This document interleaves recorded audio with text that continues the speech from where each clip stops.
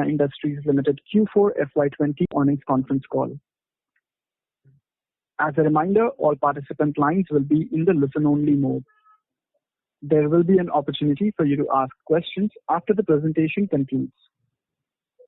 Should you need assistance during the conference call, please signal for an operator by pressing star then 0 on your touchtone phone. Please note that this conference is being recorded.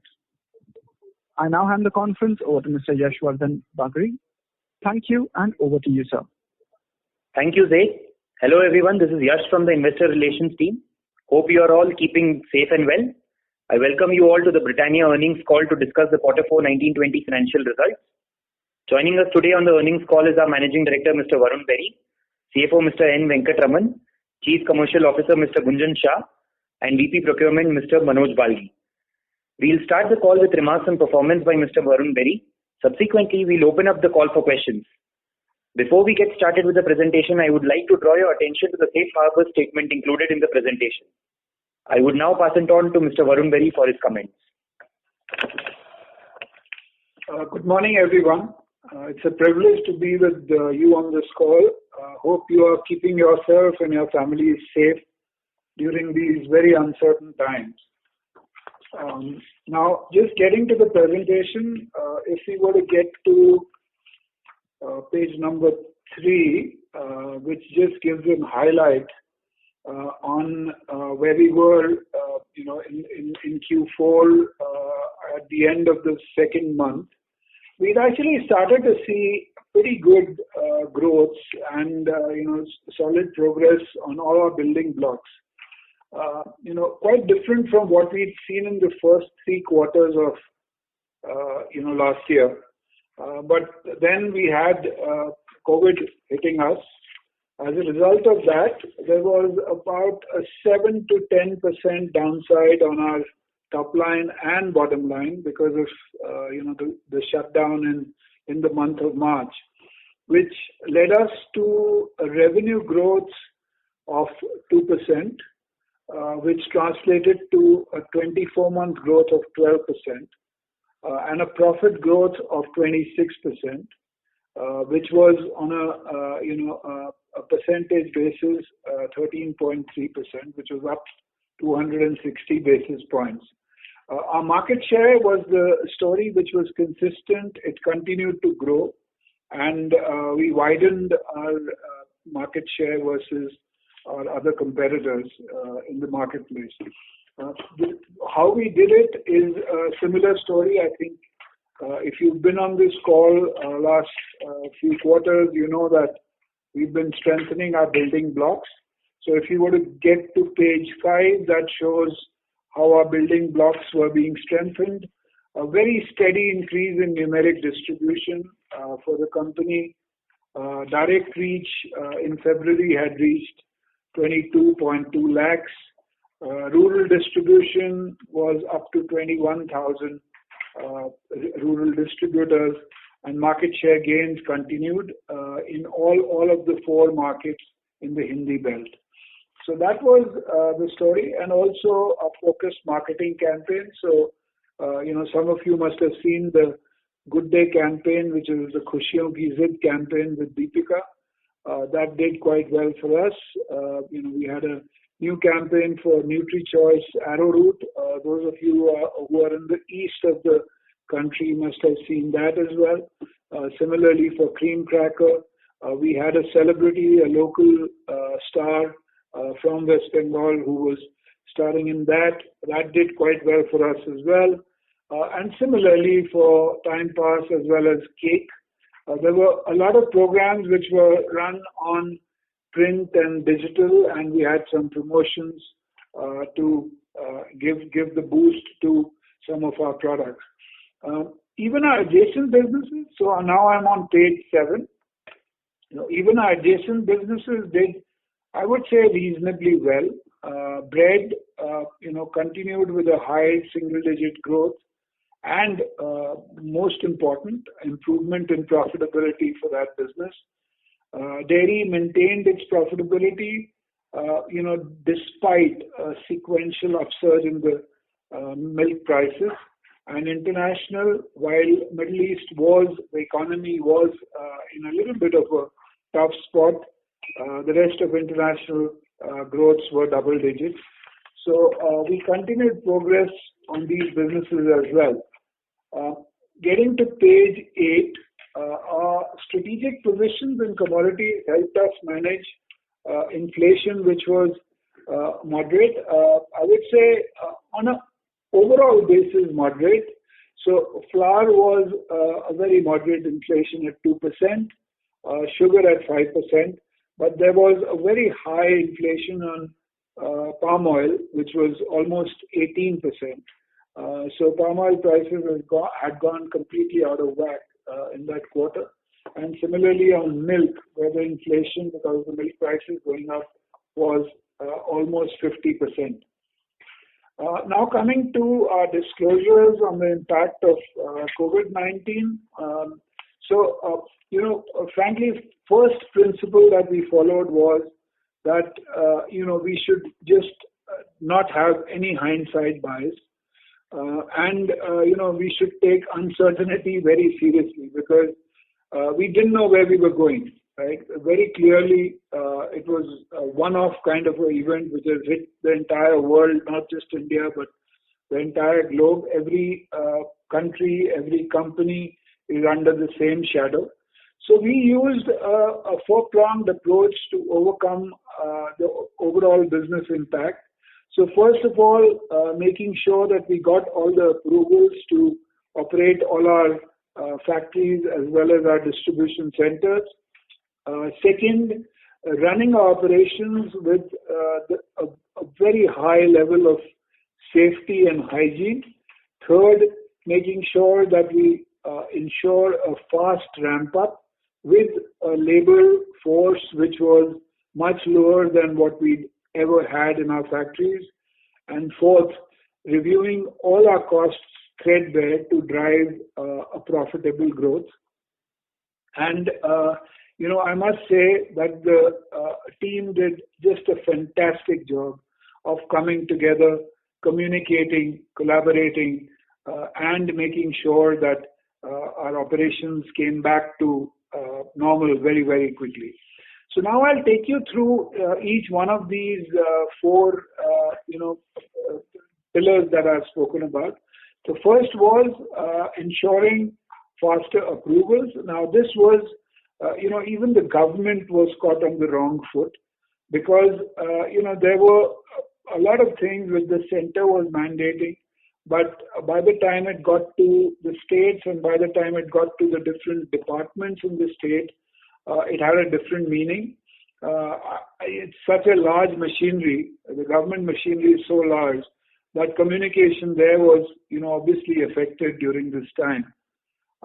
So we had to not just knock at the door of, the central bodies, but also the state bodies, the district collectors, the local police, the district magistrates, etc. So in the first week, we got permission to operate all but 4 factories and 4 of our depots. We got 90% of our distributors to be ready to at least accept stocks. The current situation is that all our factories and all of our depots are operating with obvious manpower restrictions which are necessitated because of social distancing, the safety and hygiene SOPs that we've set. And we've got all of our distributors also operating with the same SOPs on safety and hygiene. I must say that our team did a fantastic job of liaising with the government, but also we got very strong support from the central, state and industry bodies and also local administration for us to be able to operate to the extent that we are doing today. The second one was a focus on safety and hygiene, which we've spoken about. We had very, very clear SOPs which were spelled out for all of our premises, right? And we were making sure that the voice from the top was loud and clear on this, and everyone was following this.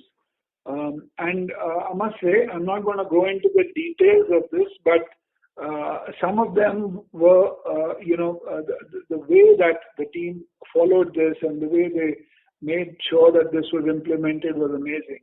Because it was, in certain cases, it was impossible to get, workers to come from districts which were adjoining districts. So some of our factories made dormitories inside the factory premises and kept workers, fed them, and made sure that our lines were run. And similarly, there were lots of stories on how people managed the situation. The third one was on making sure that we ensured a faster ramp-up of operations from a sales perspective. So, our people were, enabling sales orders, making sure that there was a connect that was happening with our customers, whether it was with our own distributors or the distributors with the retailers. There was a connect at all points in time. There was also mass communication to all our distributors through a connect that we have, through SMS. We also enabled distributor points, which were pickup points for retailers for the time when the distributors were not able to take their trucks out. We also did direct supplies to distributors from our warehouses, which does tend to be a little expensive from a cost standpoint. But at that point in time, cost, while we were saving costs in other parts of the business, in this part of the business where we had to get our stocks to the distributors and to our customers, we were willing to make compromises on cost to get the products in there. Our distributor reach got to 100%. So we were reaching out to all our distributors with stocks within the first fortnight of the lockdown. Getting to the third, which is, the faster ramp up of operations, which was our back end.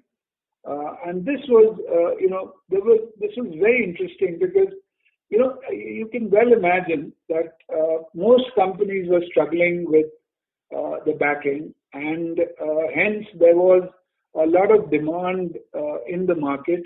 Whoever got to this first would reap the benefits of this in the long term. And there was no computer program which could have predicted where we were headed. So we decided to first make sure that we were able to get to 100% of our own rated capacity. But we also decided that if we needed more capacity, we would reach out and connect with other contract packers so that we would be able to ramp up our capacity even further. Yeah. So production prioritization was very important because there was less labor and we had to prioritize on high throughput SKUs and brands and staples. So that's something that we did. Driving productivity with limited manpower was also very, very important. So we made sure that we found new ways of getting to 100% capacity with the number of people that we had. We ensured no disruption in material supplies and developed an alternate vendor system wherever necessary. We also defined standard operating procedures to keep our employees absolutely safe. The fourth one, which is on page 15, was a review of all our costs. Right. While there were areas where there was a cost increase which was happening, safety requirements, there were no barriers as far as cost was concerned. Whatever had to be done, whatever had to be spent, we were spending on that. Whether it was on masks, social distancing, all of that, hand sanitizers and the works, the transportation. because you couldn't fill the bus completely. You had to maintain the social distancing even in your transportation. So we left no stones unturned as far as safety of our employees was concerned. However, the truth was that there were areas where we could optimize our costs. So we looked at focused advertising, rationalized as much of the promotions and trade spend. We improved our manpower productivity. Direct sales from factories happened, which obviously gives you some efficiencies. And we looked at how we can turn around our vehicles faster. So all of that was being worked on, while freights were a little high at that point in time because drivers, etc., were not available. We also looked at reduction in fixed costs, renegotiation of some of our contracts, and avoided some of our discretionary spends. Obviously, there was no travel, so that gave us some savings as well.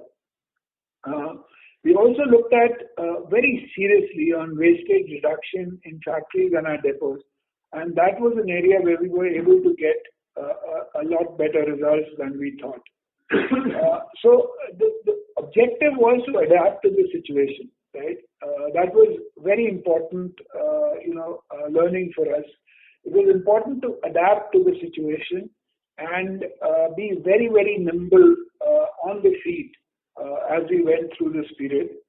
And frankly, we used this crisis to build resilience within the team and productivity within our operations.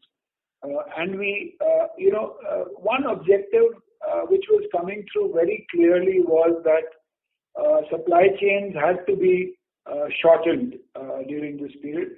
And I don't think it's just a Britannia thing. I think for all companies in all parts of the world, that is going to be, a very serious need to be able to shorten supply chains till we get through this crisis completely. So those were the 4 platforms, and I wanted to give you detail on that because I wanted for you to understand, how we've dealt with this situation in the current times. So with these efforts, we have resulted in a consolidated revenue growth of 24% in the first 2 months of Q1. Now there are a few things which have led to this. Obviously, we were first off the block, so we reaped the benefits of that. Second, obviously there was, human beings don't stop consuming food. They might switch from one to the other. So street food, eating out was definitely a no-no. So it was home consumption. So, as a result of that, we are a home consumption product, and we obviously got a benefit from that. Third, in a time of crisis, usually consumers drift towards the most trusted brand. So Britannia and some of our brands being the most trusted brands also helped us during this time to get consumers to our stable, and the fact that we were more available. I won't say that we were fully available. There was still a huge amount of gaps as far as distribution is concerned. But because we were more available than the others, we benefited from being the most trusted brand as well. So, I think that's where we've come out, as a result of the COVID situation. And frankly, if you ask me, we found tailwinds within headwinds, and which is, something which has really helped us during this period. Now, moving on to page 18. Our revenue growths have, you've seen, been 2% during this quarter, with 24-month growth being at 12%, which is, much lower than what we've seen in the past. Our profitability has improved, so we've seen 4% growth in profitability, operating profit, and we've seen a 26% growth in PAT during this time. So just going to the next slide, which shows the summary of our financials. So we've had a net sales growth of 2%, operating profit growth of 4%, profit before tax of 2%, and profit after tax of 26%. And profitability, from a PAT perspective, has gone up to 13.3%, with a little bit of help from the amnesty scheme that we had taken on for all our tax cases of the past, and obviously the corporate tax reduction that was given by our beloved Prime Minister, at the beginning of this year. Now coming to the most important slide, which is, how the team really came together to deliver against a staggering humanitarian crisis that came out of this COVID issue. Right? There were thousands of migrant laborers who were caught on the wrong foot. They were in cities where they were very, very far away from home, and they were out of their jobs, but they still couldn't travel back to their hometowns or their home villages. So the team, as well as the other group companies, the teams of the other group companies, came together during this crisis really, really well. So we, were producing and serving hot meals in 7 cities. Until now, and this is still ongoing, till now we've served 26.5 lakh hot meals to the migrant workers who are affected by this situation. We've also given grocery kits in 9 cities, so about 1.15 lakh grocery kits have been given out. Biscuit, cakes and rusks we've been distributing in 19 states. There are about 90 lakh packs of biscuit, cake and rusk which have been given out to these less fortunate Indians. And there are 31 highway points where we are also serving 3 lakh people, it's thinning out a bit at this point in time. But we continue to do that. So if you were to look at it on an overall basis, the team has, done a 1.35 crore meal equivalents during this period and 2.25 crore meals or snacks put together.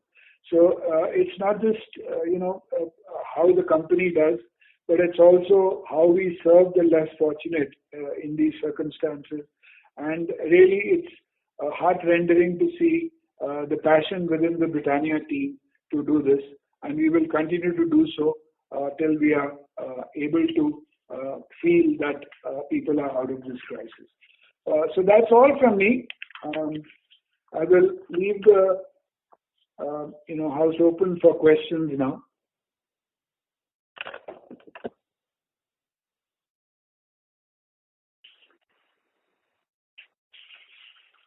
It seems there are no questions today.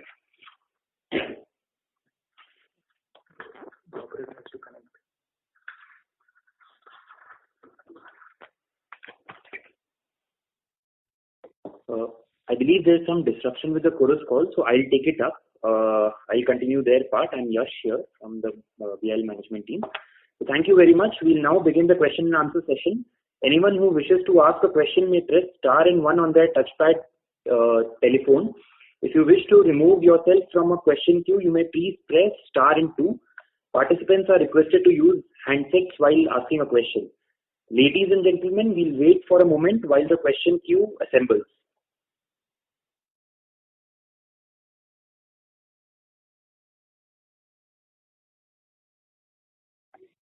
Thank you. The first question is from the line of Abneesh Roy from Edelweiss. Please go ahead. Yeah, congrats, Varun, on extremely good set of numbers and the humanitarian efforts. My first question is on the demand post-COVID, extremely strong, 20% growth in the first month and 28% in the second. So 2-3 questions on this. One is, with such low capacity available, at least in April, how were you able to meet the demand? Second is, in terms of mix, is there a change? Is the customer buying whatever is available, or you are able to tweak the output based on customer demand because he's not able to go out, he's bored, so is he consuming more of the premium biscuits? And why is there such a strong demand? Is it because of outside food not available? Second, the local players in biscuits not able to supply? Or third, it's a genuine demand increase because of the snacking or those kinds. So which is the main reason? Is it market share gain or is it genuine demand of biscuits which has gone up? No, so I actually answered it in my presentation, but I'll take it again. So three reasons. One, we were first off the block. So we definitely got our operations in order before other manufacturers were able to do that. So as a result of that, I think we benefited, and maybe that benefit also, is sitting in the numbers that you are seeing. Second, street food, yes. Eating out, yes, is a no-no as of now. And human beings don't stop consuming food. So home consumption, our product is not just the best, safe, as well as it is the cheapest home consumption product as well from a consumer standpoint. So we benefited from that. Third reason also is that we are the most trusted brand. So when in a crisis, people do drift towards the most trusted brand. And I think we benefited from that as well. So those are really the reasons for the uptick. How long this uptick will go on, nobody knows, Avnish. These are very uncertain times, and we are also studying consumer behavior and consumer trends very carefully to understand which way this is going to go.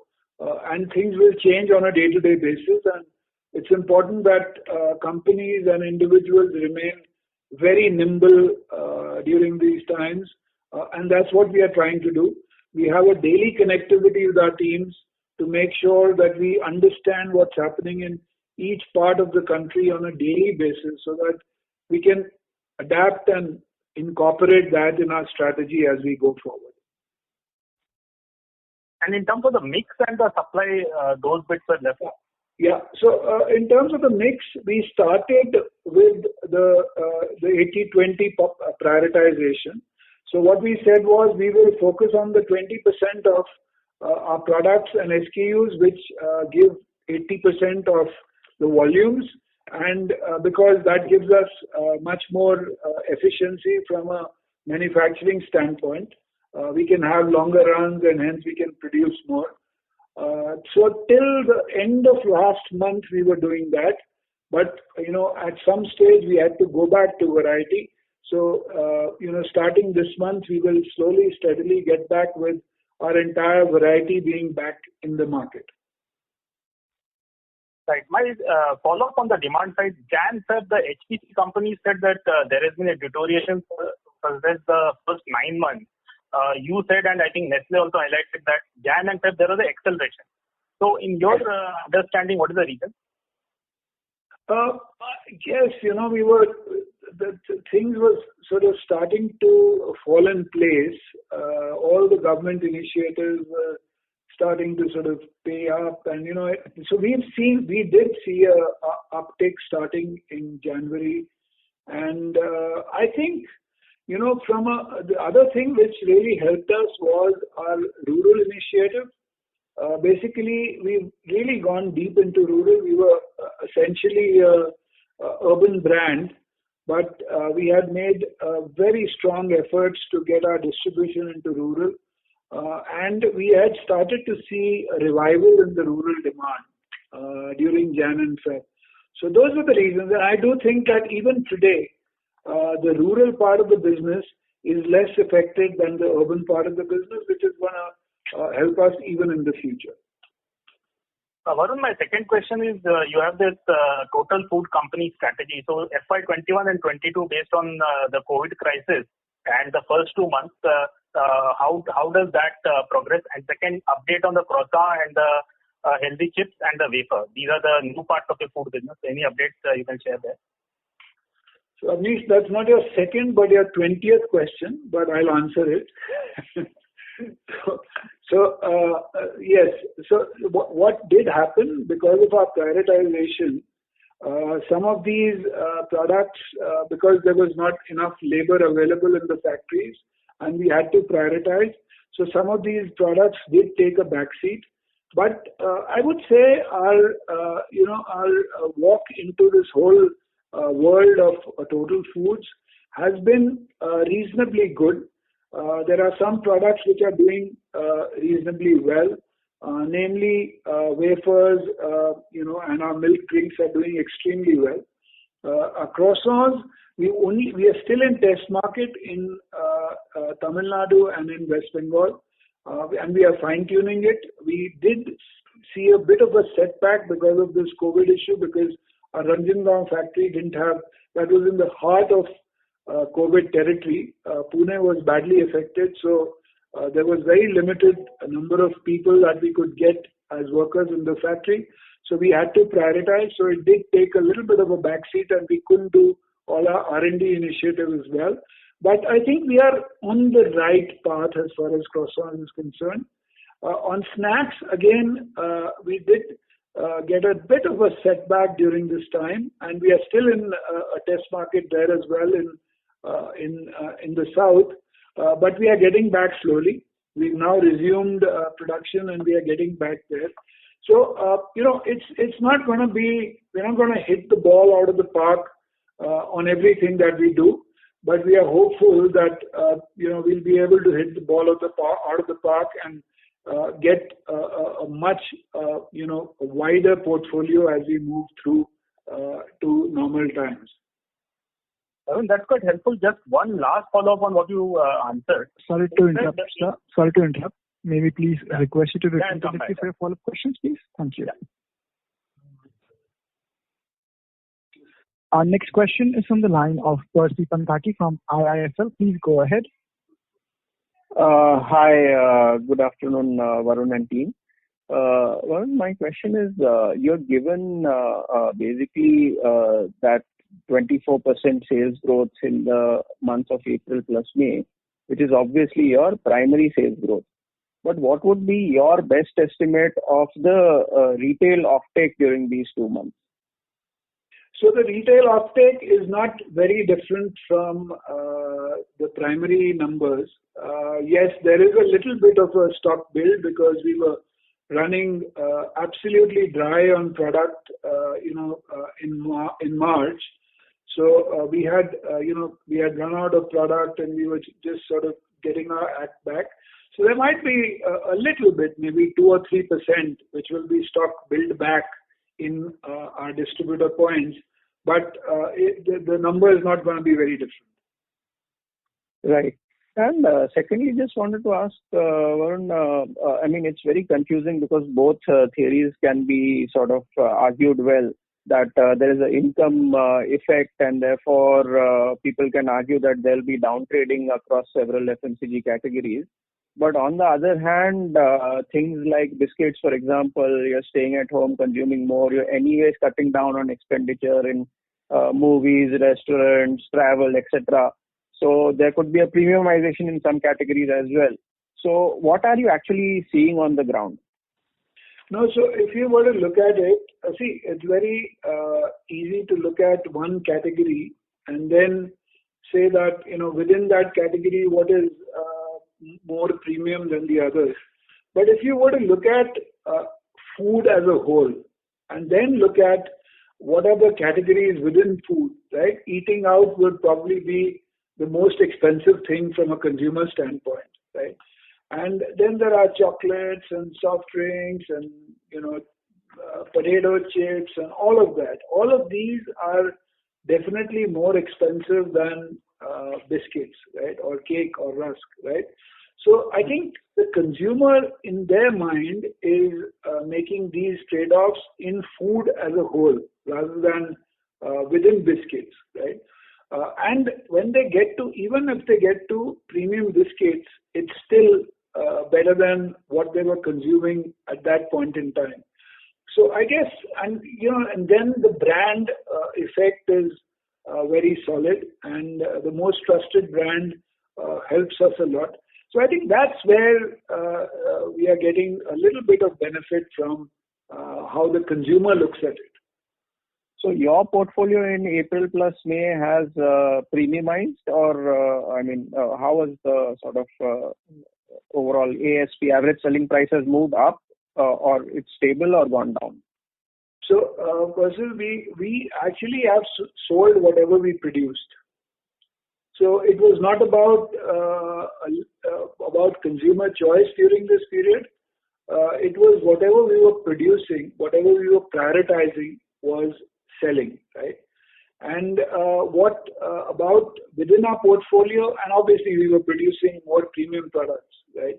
So, but as we go forward, we will have to see how the play within, biscuits works out.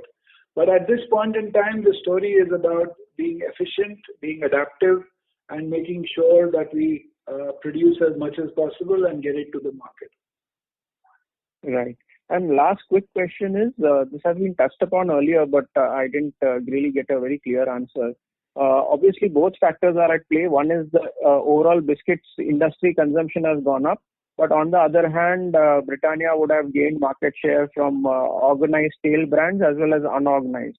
Which of these two effects is the larger effect in April plus May?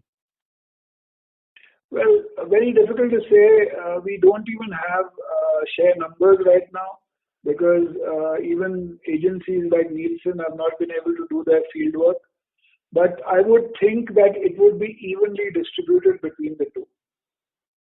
Okay, sir. That's all from me. Thanks and all the best. Thank you very much. Ladies and gentlemen, before we take the next question, we would request all participants to limit their questions to 2 per participant. Time permitting, you may return to the queue for your follow-up questions. The next question is from the line of Arnav Mitra from Credit Suisse. Please go ahead. Hi, thanks for taking my question and compliments to the entire team for exceptional performance in the post-COVID period. So my first question was on the supply constraints on the competition, which you alluded to that you are first of the block. So as we are now into June, and at least from what we hear, most of the supply constraints in many industries are now behind. Are you on the ground seeing a return of supplies from large competitors as well as small competitors? Or would you still say that there is a shortfall in terms of what market offtake or what can be sold in the market versus what is being supplied on the competition side? So the momentum is there. Very clearly, the momentum is still there. But the consumers are now seeking variety. So we will have to change our strategy and compromise a little bit on efficiency and get back to the entire portfolio and even the small products which are the favorites in certain parts of the country. So we will have to change strategy and get our entire portfolio out to the market. And on the competition side, are you seeing their supplies, small as well as big competition, come back compared to what you saw in April, May, and therefore it will be a little more competitive going ahead versus what you would have seen last 2 months? Oh, for sure. I think everyone's got their act right by now. So it took them some time, but everyone's got their act right. But you always get rewarded for being the first mover. So we are hoping that remnants of that will stay with us. Right. And my second question was on the non-biscuit portfolio. So things like bread and dairy, which are which are small but still a decent contribution. Did you see a significant uptick there also, more than your average sales growth, or how would you look at the qualitative look at the growth there in the last 2 months? Yes, we saw uptick there as well, and certain parts of those portfolios saw bigger growths, and so we've seen an uptick. We didn't see an uptick till about a month into from the shutdown, But thereafter, once we got our distribution right and got these products into the market, we've seen similar upticks there as well. Right. And last, on the input cost side, from a Sir, sorry to interrupt, Mr. Mitra, but may we please request to return to the queue for your next questions, please? Sure. As we have several participants in the queue waiting. Thank you. The next question is from the line of Aditya Soman from Goldman Sachs. Please go ahead. Hi, good afternoon, and congrats again on a great performance. Just a couple of questions. One is on the balance sheet side. Anything, was there an increase of the ICDs from September to March? Because we see that the loans have gone up in number. So what I'll do is I'll get Venkat to answer that in detail. But just to give you a broad answer, our ICDs are about at the same level as they were a year back. And on the loans, there have been, Venkat can answer that in a little more detail. Yeah, Venkat.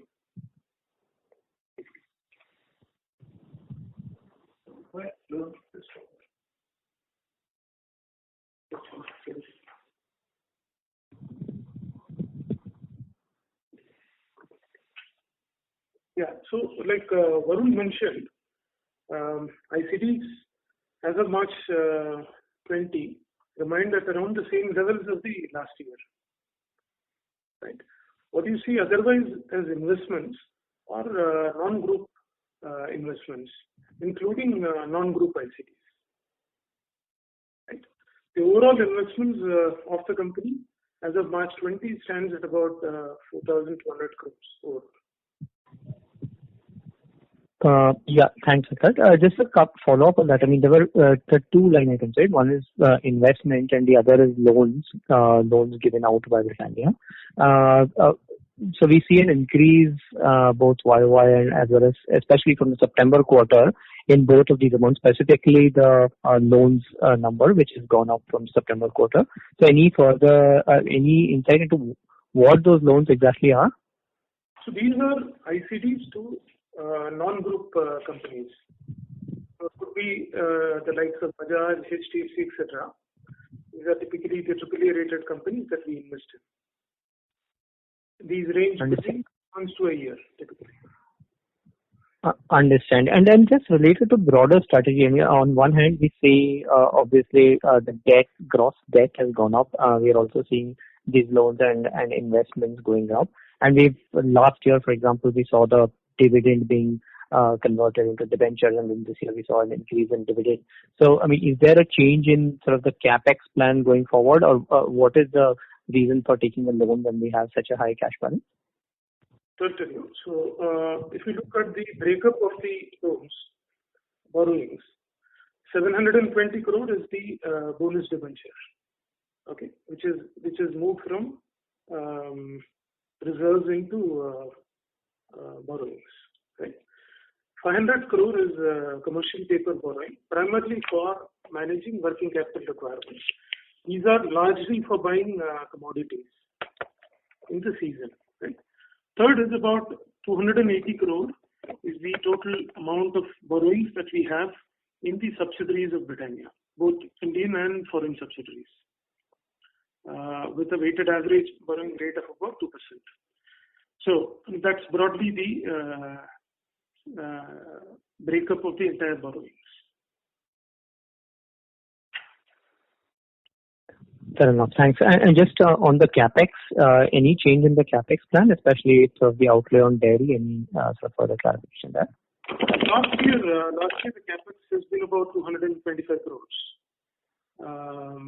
So in the normal course, it should be in the range of 200 to 300 crores, unless there are some new projects that come up. So that is the plan as of now, but we will have to wait and see what happens.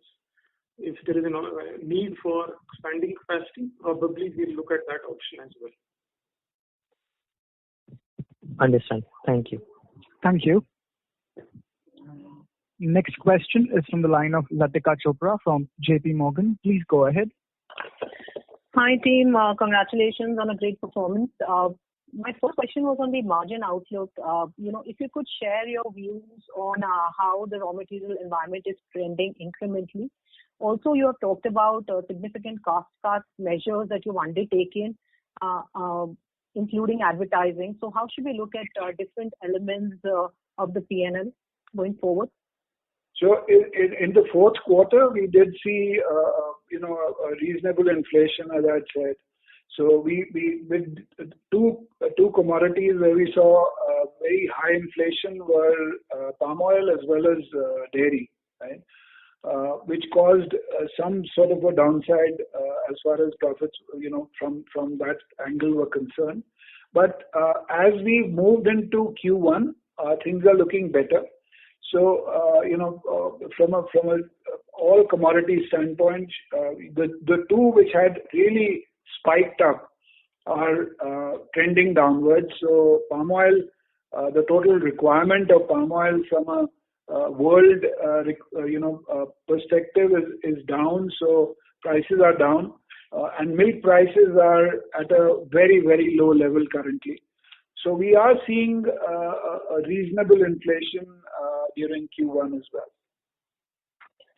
All right. And one would expect that the cost optimization measure, you would have figured out a lot of productivity opportunities, right, during this tight period, which might sustain? Yes, that's a very good question. Frankly, we are ourselves quite surprised with, our productivity during these times. And frankly, these hit you in the face because we've been doing cost efficiency programs for 8 years now. And we've obviously seen very good returns from those cost efficiency programs. But during this short period of 3 months, we've seen a lot more come to the table. So we certainly will look at these very seriously.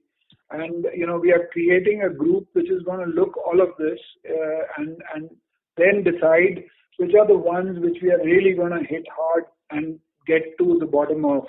So just to give you an example, on our distance traveled, we've taken 8 or 9 years to get from 650 kilometers to 370 kilometers.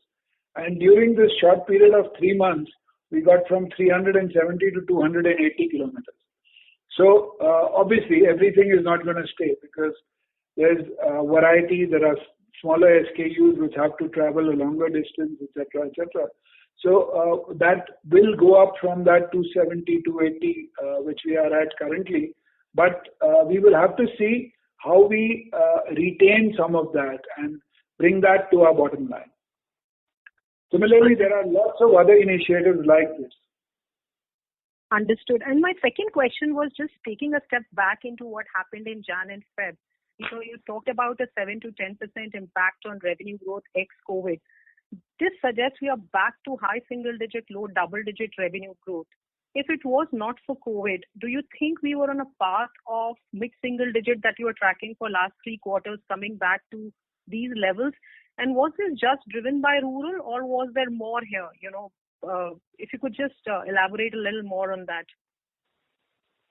So I think it was certainly we were looking at moving back to high single-digit kind of growths, even low double-digit kind of growths. Certainly the month of March had started quite well, and we were looking at a double-digit growth in the month of March. But it's very difficult to really forecast what would have happened, etc. We do think that things were improving, and it was a little bit of our getting our rural, the rural economy coming back into play. The purchasing power becoming a little better. That was one of the reasons. But I do think that we had improved our competitive position in urban as well, which was helping us.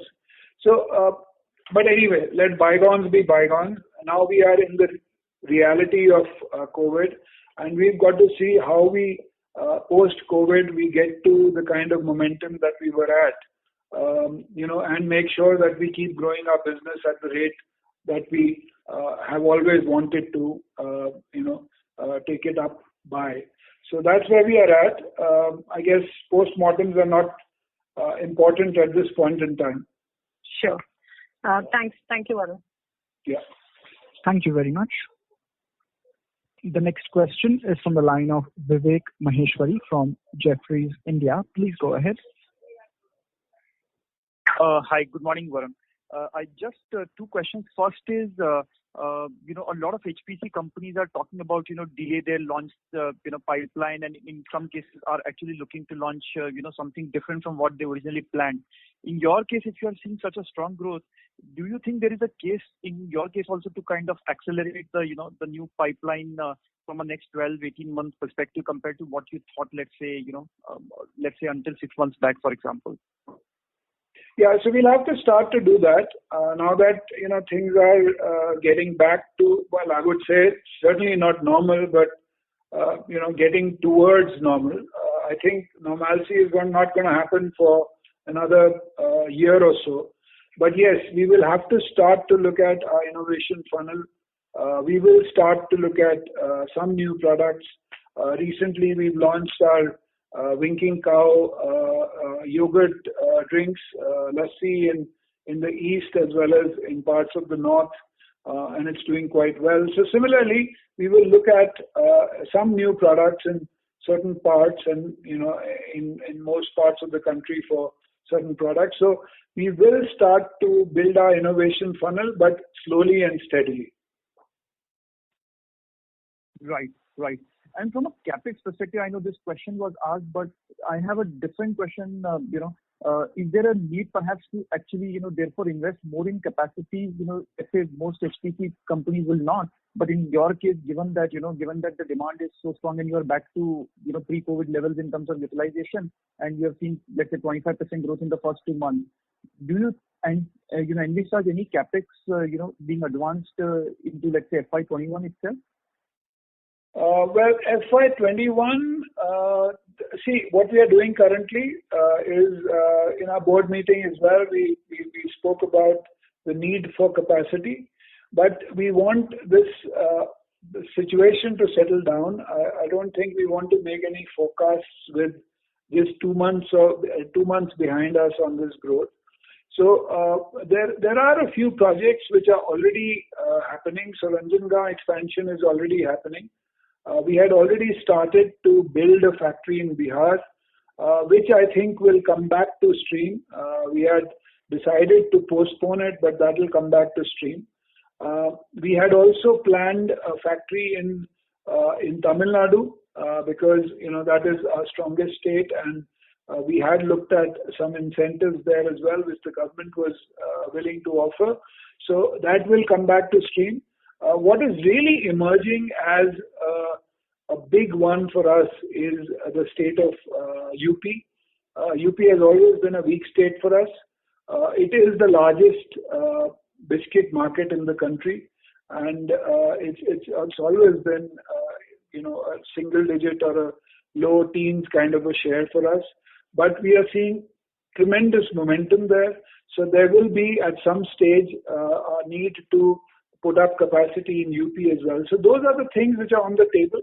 But we will make sure that the supply, the demand side settles down. And in the meantime, we do a long-term capacity plan in-house to make sure that we are not doing anything which is completely out of whack. So we'll be absolutely pragmatic about it and do it when we are absolutely sure about where we are headed. Sure. And small question for Venkat. Venkat, can you quantify the ICD number? Because last year it was 685 crores and I think September, December it was 450 crores. Can you give the absolute number of ICD to related party? So it's lower than what it was last year. So it's in the same ballpark approximately, but 600-ish. Got it. Thank you and all the best. Yeah. Thank you. The next question is from the line of Krishnan Sambamurthy from Motilal Oswal Securities. Please go ahead. Yeah, thanks for taking my question. Most of my questions have been answered. Varun, you mentioned about disruptions in the Ranjangaon mega facility. Can you just update on the situation as of now? And are there still points of worry there? No, absolutely on stream. We are now back to, complete normal operations. Yes, we are operating with a lesser number of people, but we are operating at full capacity.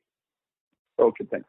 And Venkat, this is on the cash, accumulation of cash as well as accumulation of debt, right? At times when there are worries over investments in general, right? Does it really make sense to have both, right? And do you have plans to wind down the debt over the course of the next 6 months? Yeah. So of the debts, I just now explained, roughly 50% of the borrowing is bonus debenture, which is redeemed but by... Just on that, this was there in September also, right? Even over September, there is an increase in the debt level.